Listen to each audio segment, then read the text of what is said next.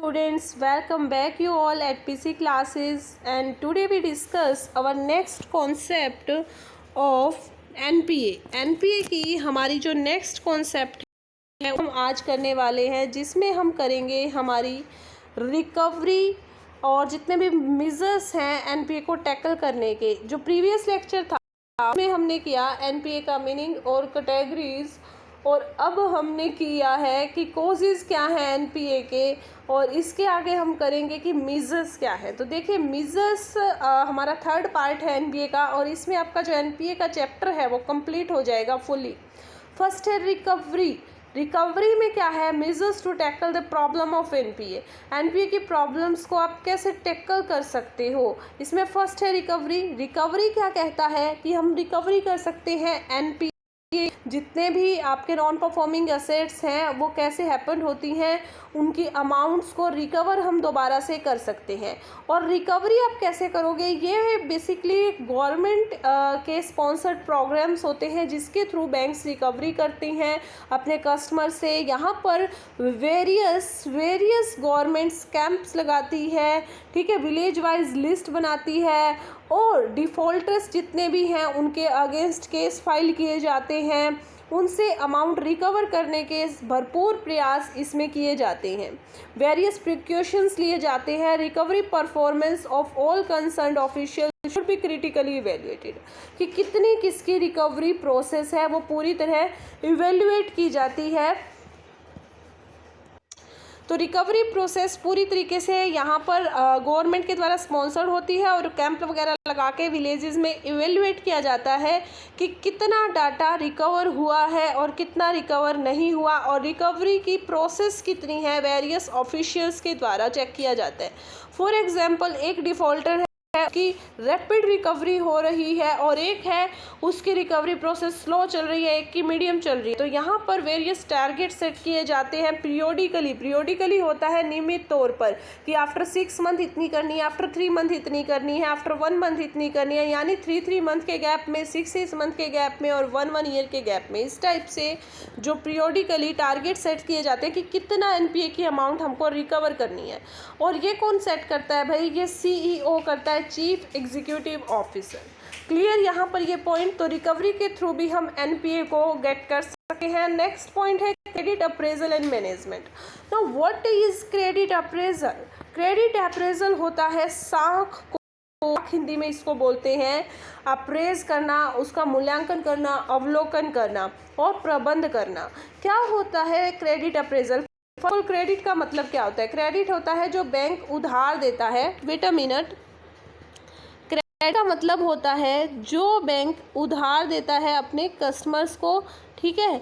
Credit appraisal, यहाँ पर कुछ क्रेडिट अप्रेजल एजेंसीज होती हैं। एक बैंक अपने सभी कस्टमर्स का उन एजेंसीज से अप्रेजल करवा सकता है कि भाई कितना किसको हमको क्रेडिट देना चाहिए, ताकि उतनी अमाउंट है वो रिकवर हो जाए। वहाँ पर वो एजेंसी क्या करेंगी? उस कंपनी के पेपर वर्क को, उसकी एसेट्स को, उसकी क्रेडिट वर्दीनेस को, उनकी फाइनेंशियल स्टेटमेंट्स को, बैलेंस शीट को, प्रॉफिट एंड लॉस स्टेटमेंट को, सब चीज़ों को अच्छी तरीके से इवेल्युएट करके बैंक को कंफर्म करेंगी कि इसको आप इतना लोन दे सकते हो, इतना लोन रिपेवेबल है, ठीक है। तो ये होता है क्रेडिट अप्रेजल। और यहाँ पर बैंक क्या करते हैं? ये क्या बोला गया कि credit appraisal and management is the most of the banks leave much to be desired, ठीक है। तो कैश और फंड है वो यहाँ पर अचीव कर लिया जाता है। बहुत सारे एस्पेक्ट्स को देखा जाता है, ठीक है। प्रॉपर सिलेक्शन किया जाता है बोरोवर्स का। जिस बोरोवर से अगर पेमेंट चांसेस नहीं है तो उन बोरोवर्स को वहाँ पर लोन बैंक नहीं देगा, ताकि इन फ्यूचर NPA कंडक्ट होने के चांसेस ना बने, ठीक है। फिर उसके बाद है भाई हमारा नेक्स्ट पॉइंट, जिसका नाम है रेमेडियल मेजर्स। रेमेडियल मेजर्स में यहाँ पर तो देखिए ये है प्रिवेंटिव है, जिसमें हम प्रिवेंटिव का मतलब क्या होता है? जिसमें हम एक, अगर आपको प्रिकॉशंस एक टाइप से, यानी कि अभी तक NPA घटित नहीं हुई, उसे हम उसको किस टाइप से दूर कर सकते हैं। तो NPA को दूर करने के 3 ही हमारे मेन रीज़न होते हैं, 3 मेन मेजर्स होते हैं। प्रिवेंटिव में तो किया जाता है कि हम NPA से किस टाइप से होने से पहले, एनपीए कंस्ट्रक्ट होने से पहले किस टाइप से उसको अवॉइड कर सकते हैं। तो यहाँ पर रिकवरी कैंप्स वगैरह लगा के पहले से अवेयरनेस कर सकते हैं गवर्नमेंट्स के थ्रू, या फिर क्रेडिट अप्रेजल करके, या ये बैंक अपने लेवल पर ही करता है, वेरियस बोरोवर्स को इवेल्युएट करता है कि इनको लोन देना चाहिए या नहीं देना चाहिए। Next one remedial measure. Remedial measure होते हैं रेमेडी, उपचार। जब आपकी एनपीए कंस्ट्रक्ट हो गई है, अब आप क्या करोगे, रेमेडी करोगे, यानी अब उसको कैसे आप प्राप्त कर सकते हो, किस टाइप से आप एनपीए से रिकवर कर सकते हो। ठीक है, तो यहाँ पर फर्स्ट है fixation of suitable repayment schedule. आप एक सुटेबल रीपेमेंट शेड्यूल क्या होता है कि इस टाइम तक इतनी पेमेंट करनी है, नेक्स्ट 3 मंथ में इतनी करनी है, फिर नेक्स्ट 3 मंथ में इतनी करनी है। इस टाइप से एक शेड्यूल है, वो यहाँ पर वेरियस बोरोवर्स की लिस्ट होती है, यहाँ मंथ होती है, कितनी अचीव होगी, कितनी बकाया रहेगी। इस टाइप से आप एक शेड्यूल बना सकते हो और अचीव कर सकते हो, अपनी एनपीए को रिकवर कर सकते हो अगेन दोबारा से। ठीक है, और repayment capacity of the borrowers में go a long way in preventive assets from the turning into NPA, लेकिन ये थोड़ा सा लेंदी मेथड हो जाता है।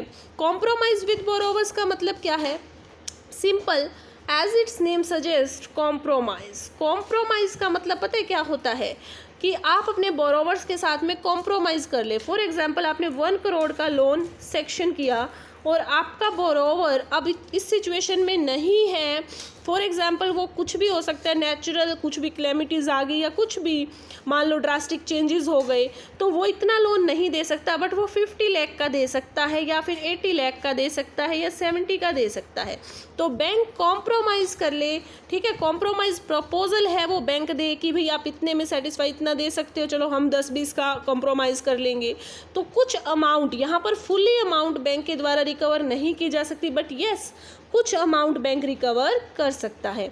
इसको हम बोलते हैं कॉम्प्रोमाइज़ विथ बोरोवर्स। ठीक है, तो यहाँ पर कॉम्प्रोमाइज़ प्रपोजल है, वो एक्सेप्ट करेगा या नहीं करेगा बैंक। पहली बात, बैंक है वो बार बार नोटिस देगा। देन बोरोवर्स कॉम्प्रोमाइज़ स्टेटमेंट्स या कॉम्प्रोमाइज़ प्रपोजल लेकर आएंगे कि हम इतना पे कर सकते हैं। फिर ये है कि बैंक उसको एक्सेप्ट करेगा या नहीं करेगा। बैंक ये देखेगा कि अपनी गाइडलाइंस के अकॉर्डिंग वो ठीक है तो एक्सेप्ट कर लेगा, अदरवाइज नहीं करेगा।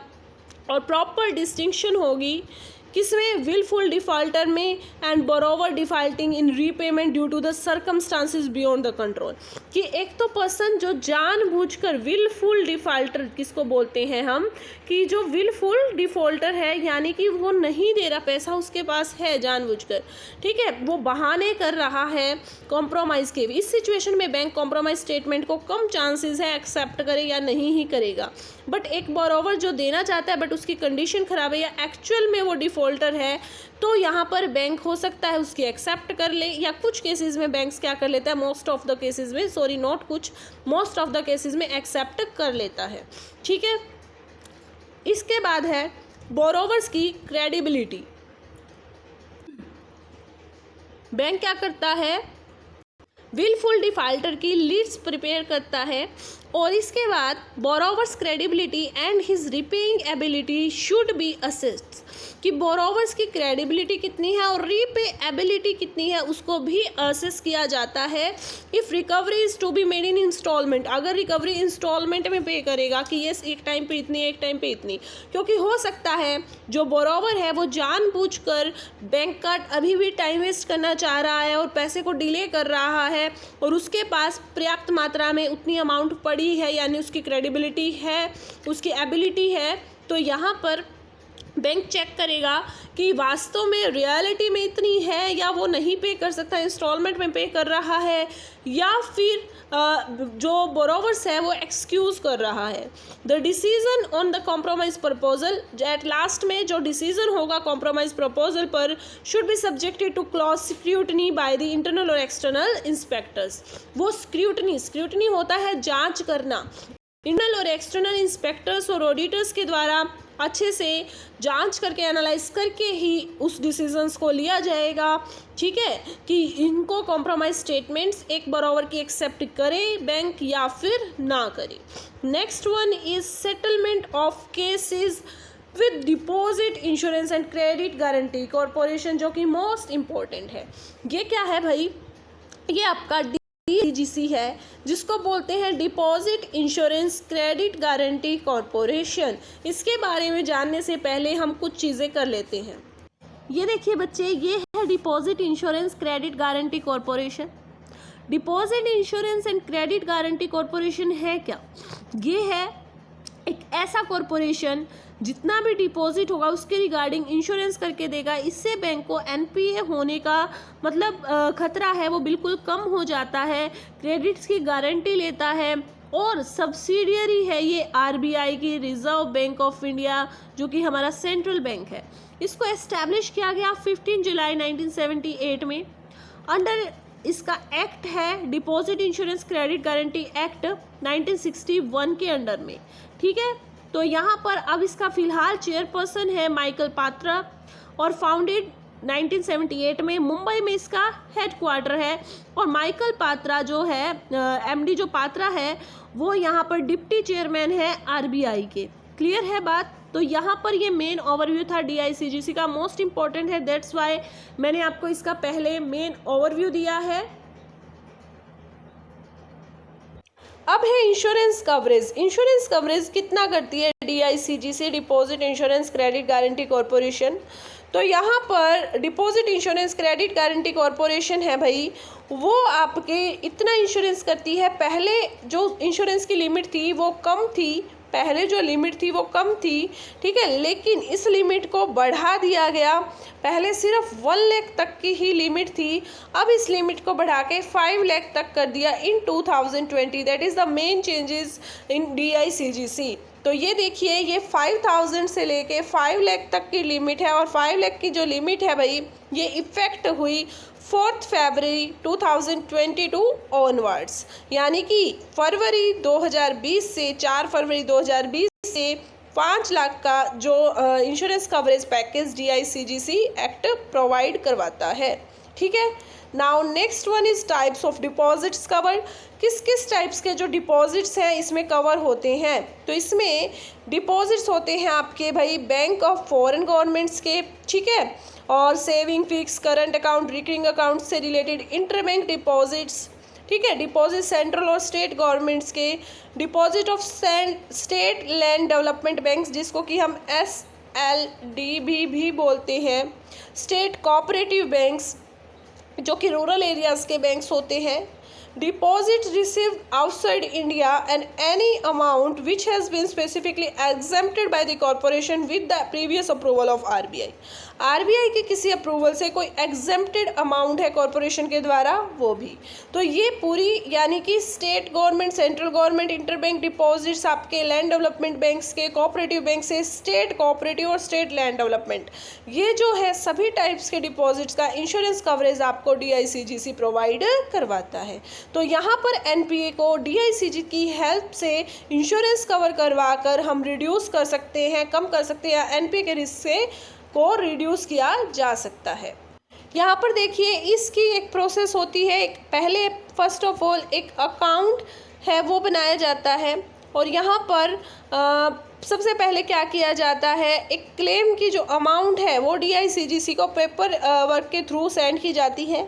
Claim will be entertained by DICGC if recovery in the account is not less than 25%। Claim को तभी एक्सेप्ट किया जाएगा अगर जो रिकवरी है अकाउंट्स में इज़ नॉट लेस देन 25% से कम, इज़ नॉट लेस देन यानी 25% से कम नहीं है तो, ठीक है। और guarantee cover will be available only on the principal amount, सिर्फ गारंटी कवर प्रिंसिपल अमाउंट्स पर ही कब मिलेगा, ठीक है। तो ये एक प्रॉपर प्रोसेस होती है। लास्ट में टर्म लोन जो कवर है वो किए जाएंगे प्रिंसिपल अमाउंट के बेस पर जो कि आउटस्टैंडिंग है, डेट ऑफ रिटर्न ऑफ से, और क्रैश क्रेडिट को भी ओवरड्राफ्ट है वो गारंटी कवर किया जाएगा based on the outstanding amount जो कि रेगुलर लिमिट के अकॉर्डिंग है, ठीक है। इसके बाद है आपका भाई, इसके बाद है आपका प्रॉपर वेरिफिकेशन। नेक्स्ट रेमेडी है प्रॉपर वेरीफाई करेगा बैंक कि हाँ इस पर्सन को देना चाहिए या नहीं देना चाहिए, और फिर देगा। Less political pressure. बैंक ये माइंड में या ये अप्रोच रखेगा कि पॉलिटिकल इन्फ्लुएंस के चक्कर में हमको अनइकोनॉमिकली एरिया में अनइकोनॉमिकली ब्रांचेस के थ्रू या फिर कोई ऐसे इंडस्ट्रियलिस्ट या प्रोफेशनलिस्ट को लोन नहीं देना जो फिक्टिशियस पर्पज से लोन ले रहा है, ठीक है। और last and most important, drastic measure. Drastic measures में क्या होगा, ये बहुत बड़े लेवल के मेजर्स होते हैं जिसके थ्रू बैंक एनपीए को कवर करने का प्रयास करता है। जो बहुत ही बिगेस्ट फ्रॉड होते हैं उनके रिगार्डिंग इन मेजर्स को यूज़ किया जाता है। यहाँ पर कोर्ट केसेस होते हैं, बैंक के द्वारा एक्ट बनाए जाते हैं, डिक्री होता है, कोर्ट का ऑर्डर वो भेजा जाता है। और एक मोस्ट इम्पॉर्टेंट कॉन्सेप्ट है भाई आपकी, अगर एनपीए रिकवर हो भी जाती है, एनपीए में कन्वर्ट हो भी जाते हैं लोन, नॉट रिकवर, एनपीए में कन्वर्ट हो भी जाते हैं, तो उसको हम सरफेसी एक्ट, जो कि मोस्ट इम्पॉर्टेंट है, सरफेसी एक्ट, ठीक है। पहली बात इसकी फुल फॉर्म इम्पॉर्टेंट है। सेकंड, ये कब आया था, सरफेसी एक्ट 2002, उसके थ्रू हम इनको सिक्योरिटी में कन्वर्ट कर सकते हैं, ठीक है। यही मेन पर्पस होता है जिससे आपकी जो एनपी है उसको रिड्यूस किया जा सकता है। नाउ सरफेसी की फुल फॉर्म है भाई securitisation and reconstruction of financial assets and enforcement of security in trust. Securitization and reconstruction of financial assets and enforcement of security interest, यानी हम सिक्योरिटाइजेशन करेंगे, रिकंस्ट्रक्शन करेंगे फाइनेंशियल असेट्स का, और क्या करेंगे, इन्फोर्समेंट करेंगे सिक्योरिटी इंटरेस्ट को। ये एक एक्ट है, ठीक है। इसमें जो बैंक है वो ड्यूज़ वगैरह है या एनपी है उसको सिक्योरिटी में कन्वर्ट करवा लेते हैं और ट्रिब्यूनल या कोर्ट्स की इंटरवेंशन के बिना ही जो एनपीए की अमाउंट है वो रिकवर करने का प्रयास करते हैं। So that's all for today. इसमें हमने सभी एनपीए के मेजर्स को किया, तो देखिए कितना स्मूथली जो पूरा चैप्टर है आपका वो 3 पार्ट में बट गया। एनपीए का मीनिंग हमने इसमें किया, मीनिंग, क्राइटेरिया और टाइप्स, और इसमें किया एनपीए के कॉजेज क्या क्या थे, किस वजह से एनपीए कंस्ट्रक्ट होती हैं, और इस पार्ट में हमने किया मेजर्स क्या क्या है एनपीए के, किस टाइप से हम एनपीए को दूर कर सकते हैं। मेजर्स की अगर हम बात करें तो आप इस पूरे को, जब आप इसके नोट्स बनाए बेटा, तो आप इसको एक चार्ट के फॉर्म में बनाएं, आपको ये चैप्टर बिल्कुल अच्छे से याद होगा। इंपॉर्टेंट चैप्टर है, इंपॉर्टेंट कॉन्सेप्ट है, हर एक एग्जाम में भी पूछी जाती है। यहाँ पर प्रिवेंटिव मेजर है, यहाँ रेमेडियल मेजर है, यहाँ ड्रास्टिक है। ड्रास्टिक में आपका सरफेसी एक्ट भी जो है वो एक अदर है। ड्रास्टिक में आपका आता है बेटा कि हम कोर्ट केस या समन वगैरह है वो भेजते हैं, तो यहाँ पर कोर्ट केस, समन वगैरह, ठीक है, ये सब किया जाता है। कोर्ट की डिक्रीज हैं वो सेंड की जाती है। प्रिवेंटिव में क्रेडिट एजेंसीज होती हैं, ठीक है, रिकवरी है, कैंप्स लगाए जाते हैं गवर्नमेंट की हेल्प से, और रेमेडियल में आपका मेन DICGC है, और भी बहुत सारी 3-4 टर्म हमने की है, ठीक है। सो ये था आपका पूरा चैप्टर एनपीए का। Thank you so much for watching video. अगर आपको अच्छी लगे, समझ में आई है, तो चैनल को प्लीज़ सब्सक्राइब करें एंड शेयर करें वीडियो को अदर्स के साथ। Thank you so much for watching. We will meet soon in our next class. Till then stay connect with your study, stay blessed. Thank you so much.